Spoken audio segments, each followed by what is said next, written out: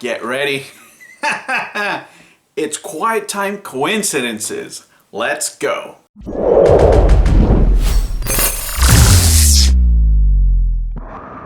Hello humans and welcome to another episode of Gen X Gamer. You know, I'm doing my taxes today and I'm taking it in the short, so I had to take a break.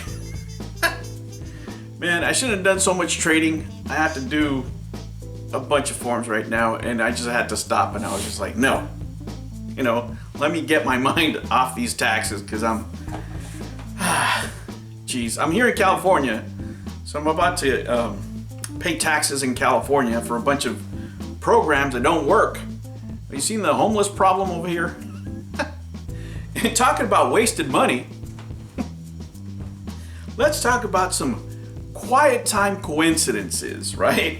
I always like to round up numbers, you know. So I always say, well, let's say we had, $10 million worth of investment, just to keep round numbers. And everybody always tells me, no, it's 17. It's 17. Okay, it's 17. There's always coincidences in life, things that just happen to be, for whatever reason. So you guys love the number 17? Well, guess how many team members Tommy had on his team? On the Edgar. Believe it or not, it was 17. Imagine that. Imagine that. Well, guys, I know a lot of people are frustrated because they can't get a hold of customer service and they're having a hard time communicating. So, you see a lot of the members of the team there. You do. I mean, if it was me, I'm not getting a refund. I'm writing all the way to the end. I'm writing this down. I don't care. I know I'm going to get my console. Someday, somehow, I don't know how. Hey, at least I have my Atari right now, and I'm loving it. The video's coming.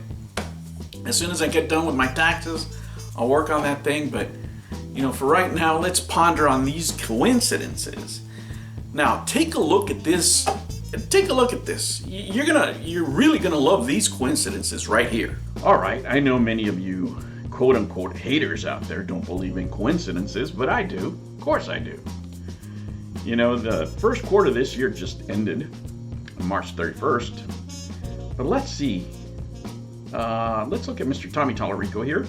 $96,000 annually because he worked so hard in producing the console. And he, on 2021, equity compensation will not be determined until Q1 2022, the quarter that just ended, which happens to be right around quiet time. Coincidence? Of course it is. Haters will say that's fake. But wait a minute, Mr. Nick Richards, monetary compensation is $96,000 also. Look at these buddies going at it toe to toe, producing consoles here. And his 2021 compensation will not be determined until Q1 2022. Wow, that is a coincidence. Now, Mr. Phil Adam, which is making a lot more money, in 2021, $105,000. I wonder if that extra little sprinkle there was for, taking the hit, and him being the face while Tommy bows out. And hopefully he wouldn't take that much of criticism for running the company into the ground, but we're not going to let that go here. That's not going to be coincidence. You are able to criticize a person for their work, regardless of whether they step down or not. And 2021 equity compensation will not be determined until Q1 2022 also. And the same for John Alvarado, of course. Mr. Clean for the longest time, but nope, he's going to be held accountable too.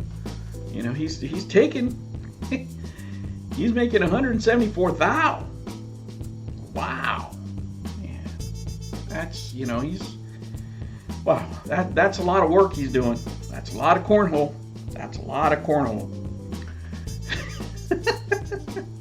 And he's not getting his 2021 equity compensation will not be determined until Q1 2022. Rob Johnson, the same thing, $152,000 annually. Chief Marketing Officer.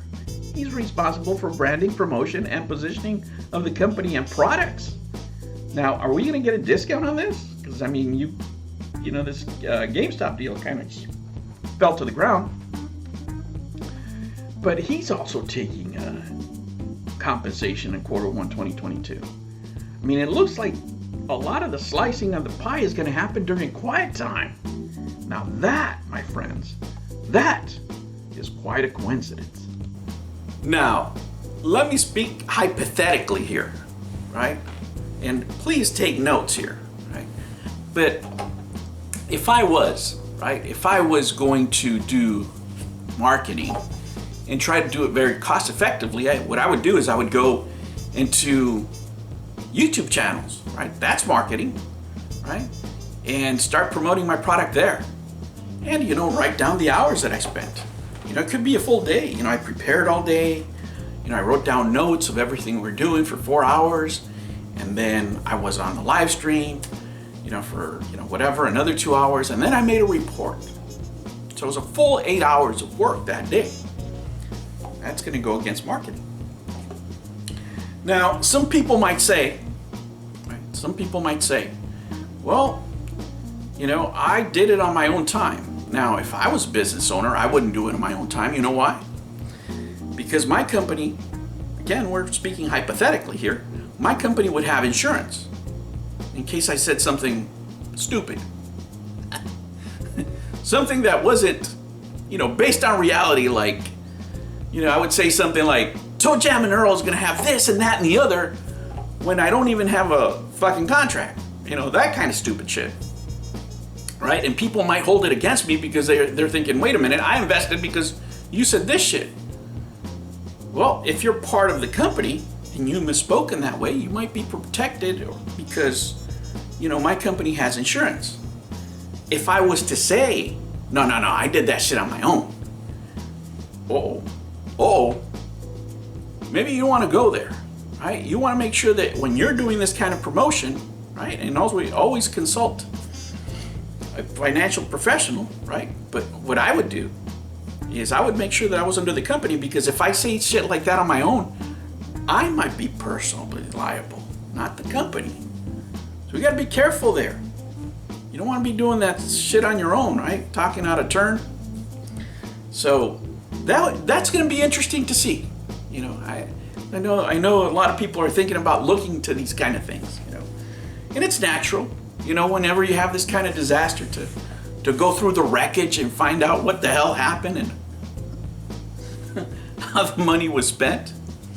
Now, guys, when it comes to refunds and stuff like that, I mean, I'm not the person to ask. I'm not canceling my order. I'm writing this till the end, right? I'm sure every state has some sort of consumer affairs or whatever.